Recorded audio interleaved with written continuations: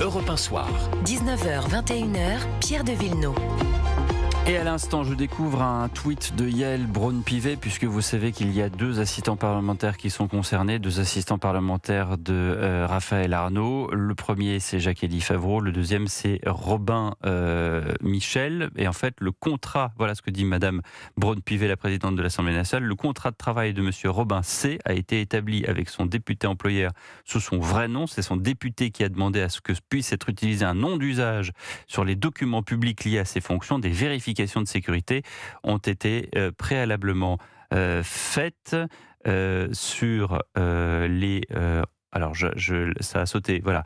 Ont été faites préalablement à l'embauche de ce collaborateur sur la base de son nom réel et son nom d'usage. Compte tenu des événements récents, j'ai demandé à ce que les contrats de l'ensemble des collaborateurs soient examinés par les services de l'Assemblée et à ce que soit mis fin immédiatement à de telles pratiques.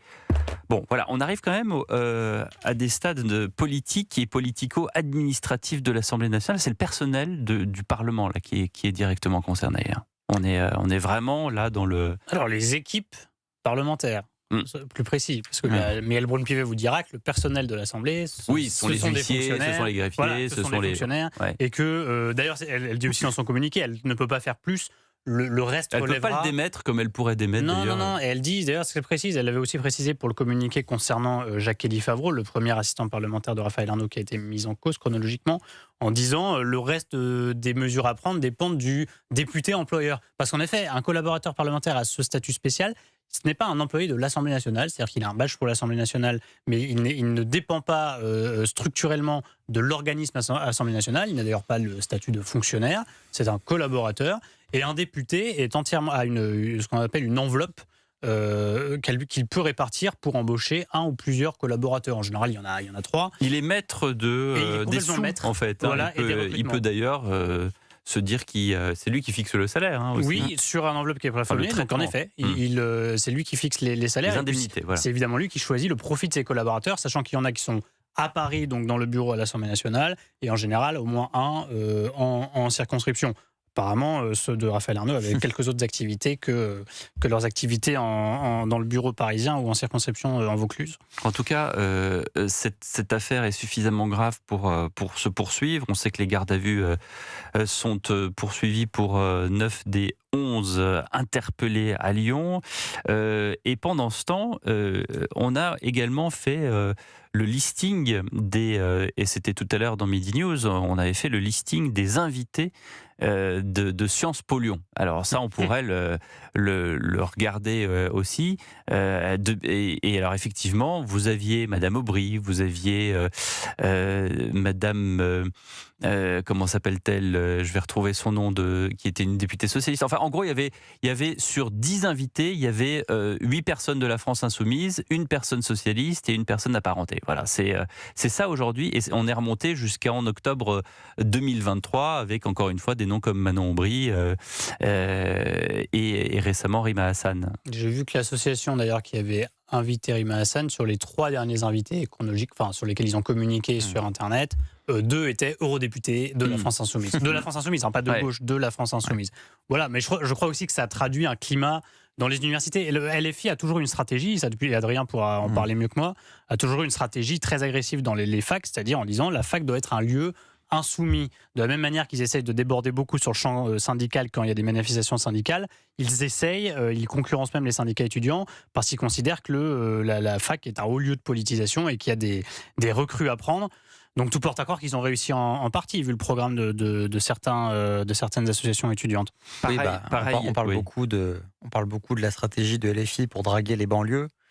Il y a évidemment ce pilier-là, mais il y a d'autres fractions de la sociologie insoumise, et parmi elles, il y a tous ces diplômés, futurs diplômés, notamment en sciences sociales. On sait que les universités, les facs de sociologie, les facs d'histoire, les facs de sciences politiques sont des viviers de recrutement d'électeurs, mais également de collaborateurs, puisqu'il y a énormément de collaborateurs de députés LFI qui sont des étudiants de ces facultés-là.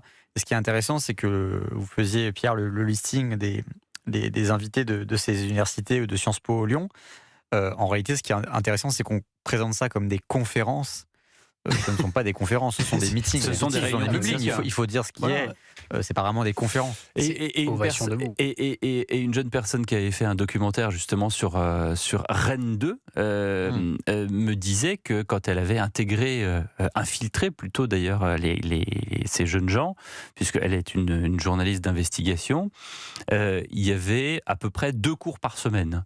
Donc vous avez 2 cours par semaine et le reste du temps, c'est du militantisme. Alors je pense qu'il y avait 2 cours auxquels ils assistaient. Parce qu'en général, il y a quand même plus de 2 cours par semaine. Vous savez, c'est aberrant parce qu'on se retrouve quand même, et je fais partie des parents qui ont des enfants qui à un moment donné vont taper sur Parcoursup et vont avoir des choix d'université ou d'école à faire. Ouais. Effectivement, vous habitez à Rennes, vous envoyez en disant tiens, mon fils va aller à l'université. Voilà. Et il se retrouve avec 2 cours par semaine. Le reste du temps, c'est du militantisme, et c'est surtout que on vous prend à partie et on vous dit voilà, si t'es pas dans la bande, t'es pas dans la bande, quoi. C'est-à-dire qu'on vous maltraite, on vous harcèle. C'est ce que nous expliquait Aude Cousy, qui avait fait ce reportage sur Rennes 2. Par ailleurs, il y a des motifs pour interdire certaines conférences. Je rappelle que Sciences Po Paris a interdit, en tout cas a gagné d'ailleurs aussi en justice l'interdiction d'une conférence de Rima Hassan, mais sur des motifs très précis. C'était pas, et c'est pour ça que c'est pas une atteinte à la liberté d'expression. C'est normal qu'il y ait des conférences à l'université. Moi aussi, quand j'étais étudiant, j'allais assister à des conférences d'ailleurs de gens de toute obédience politique. Ça fait partie de l'intérêt de la vie étudiante. Mais là, qu'est-ce qui s'était passé ? Rima Hassan avait dénigré l'institution Sciences Po en l'accusant, je crois, de couvrir le fameux génocide, entre guillemets, à Gaza. Donc accusé directement, porter des accusations très graves contre Sciences Po Paris, avec un sous-entendu de menace, parce que la particularité de Rima Hassan, c'est que quand elle a une cible, elle fait un raid numérique, elle envoie tous ses fans et tous ses bots sur les réseaux sociaux pour cibler la personne. C'est arrivé la semaine dernière à Ariel Veil, qui est maire socialiste de Paris Centre, et qui, comme par hasard, je rappelle qu'il est de confession juive, comme par hasard, est ciblé, fait partie des personnalités récemment ciblées par Rima Hassan. Je note que beaucoup sont en général de confession juive. Donc là, il y avait un motif tout à fait légitime, en raison de troubles à l'ordre public et en raison des accusations graves qui étaient proférées par Rima Hassan, d'interdire. Et là, je vois à l'instant que l'École normale supérieure a annulé une conférence avec Rima Hassan. Et en effet, le mot est important. Il faut arrêter d'appeler ça conférence. Il faut arrêter d'appeler ça conférence quand il s'agit d'une association sympathisante qui accueille, comme c'était le cas à Sciences Po Lyon, qui accueille Rima Hassan par une ovation debout de l'ensemble de la salle au moment où elle entre. Cette information concernant l'ENS, ça vient de tomber. Là, ça vient de tomber. Mais enfin, je veux dire, pardon, mais n'importe quel établissement, surtout de renom comme l'École normale supérieure, s'ils s'amusent à faire une invitation à Rima Hassan, c'est un risque immense qu'ils prennent avec ce qui vient de se passer. Donc à la limite, c'est presque, j'allais dire, naturel. C'est du bon sens, oui. Mais ne serait-ce que pour des raisons sécuritaires. Maintenant, on n'est absolument pas sûr si l'ENS ne va pas reformuler une invitation. C'est pas une invitation annulée, à mon avis, c'est une invitation repoussée.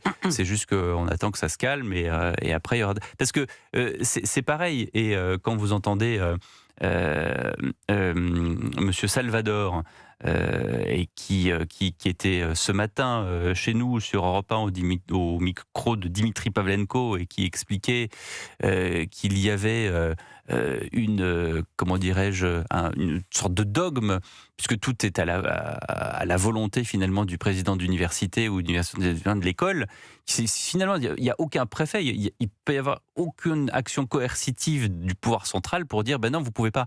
Donc après, il y a des choix qui se font, et on a vu par exemple la différence notoire à la fois de l'ambiance et de l'enseignement à Sciences Po Paris, depuis qu'il y a Louise Vassy. Oui. Je veux dire, vous vous souvenez quand même combien de fois on est parti en reportage à Sciences Po Paris parce qu'il y avait des banderoles pro-Gaza, et c'est même plus une question de savoir pro-Gaza ou pas pro-Gaza, c'est juste qu'on n'arrivait même plus, les étudiants n'arrivaient même plus à étudier. Voilà. Ça, je pense que la question centrale, c'est quand même la liberté.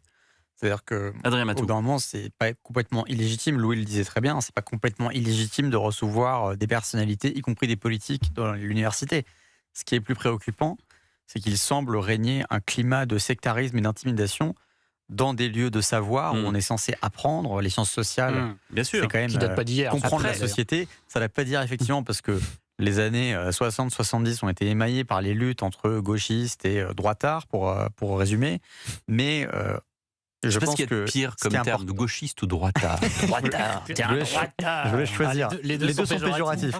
En tout cas, ce qui est important, c'est de retrouver un climat de liberté d'expression, de liberté d'opinion. Oui. Et peut-être effectivement réfléchir à ce que ce soit un peu plus studieux. Des politiques, très bien, mais dans ce cas-là, il faut un peu de pluralisme. Là, malheureusement, je n'arrive plus à retrouver, ça m'enquiquine d'ailleurs, de retrouver ce qu'on appelle une DNS en télévision, c'est-à-dire une image ou une infographie où il y a effectivement tous ces noms, mais je peux vous garantir qu'on les a passés tout à l'heure, il y a 8 noms sur 10, ce sont des LFI, donc où est le pluralisme?